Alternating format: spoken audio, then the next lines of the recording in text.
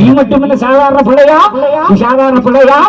ஏகமொருபரமாகி இன்னொரு வாயிலே சத்துவிளைய சத்திலே சிவன் தோன்றி சிவத்துள்ளே நாடும் தோன்றி நாவத்தில் விட்டு தோன்றி முத்திரை மகேஸ்வரன் தோன்றி உலகில் அண்டமிண்டமெல்லாம் தோன்றியது இன்னத்திலே குரணி என்ற அசுரம் தோன்றுகிறான்.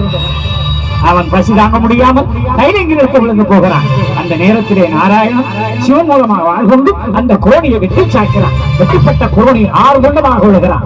6 துண்டமும் அவன் உதிரமும் 6 யுகங்களிலே அசுரப்பிறவிகளாக பிறந்தது. குரோணி குண்டோபசாலியாக வந்தான். அடுத்து சூரன் சிங்கமுகச்சூரனாக வந்தான். அடுத்து ராவணனாக வந்தான்.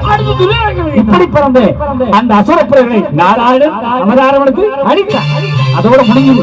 துவாபரம் முடிஞ்சது. கலி வரக்கூடிய நேரம் என்ன நடக்குது?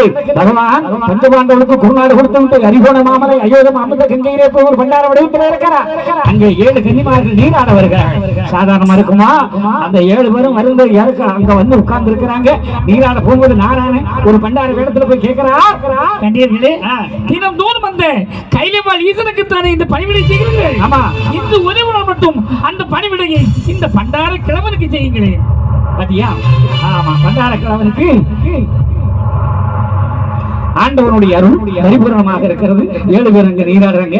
நீராட போகும்போது நாராயணன் கேட்கிறாரு, சிவனுக்கு தானே பணி செய்வீங்க, எனக்கு செய்யப்படாதாங்க? உடனே 7 பேர் என்ன சொன்னா, ஓட்டில இறந்து ஊர் வழியே தெரியும் ஆண்டிக்கு அல்லாது அரவணையில் தூகின்ற காட்டுமனுக்கு கூட இந்த ஏவலை செய்ய மாட்டோம். சிவனை தவிர வேற யாருக்கும் இந்த பணியை செய்ய மாட்டோம் சொல்லுவோமா? சொல்லுவோமா? 10,000 ரூபாய் கிடைக்குது, 10,000 கட்டினா 10,000 வட்டி, 10,000 கட்டினா 10க்கு 10 அப்படின்னு கொடுக்கணும். வீட்டுக்காரன் புருஷனுக்கு தெரியாமலே பணத்தை கொண்டு கொடுக்குறான். மாமா 10,000 கொடுத்தா 10,000 கிடைக்குமா? 10,000 தான் தெரியும். நீ போட்ட உடனே கொஞ்சம் வந்து முதல்ல 3000 வரும். ஆமா ஆமா வருது வருது வருது. அப்புறம் என்ன கூட ஒரு 10,000 கிடைக்கும். இது 10 கொடுக்க ஒரு 2 லட்சம் 3 லட்சம் கொடுத்தா அப்படி நிறைய கிடைக்குமா?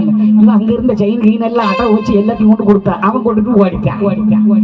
இப்போ செல்போனை வச்சுக்கிட்டு நம்ம பார்த்துக்கிட்டே இருக்கிறோம். என்னன்னு அவன் முகமும் தெரியாது, ஒன்றும் தெரியாது. நடந்ததெல்லாம் செல்போன் டிரான்ஸ்பர். இப்போ தான் பணத்தெல்லாம் கூகுள்ல ஒரு பேய் கூகுள் பேயில போகுது, பணம் போகுது. கேட்க உண்மைதானா?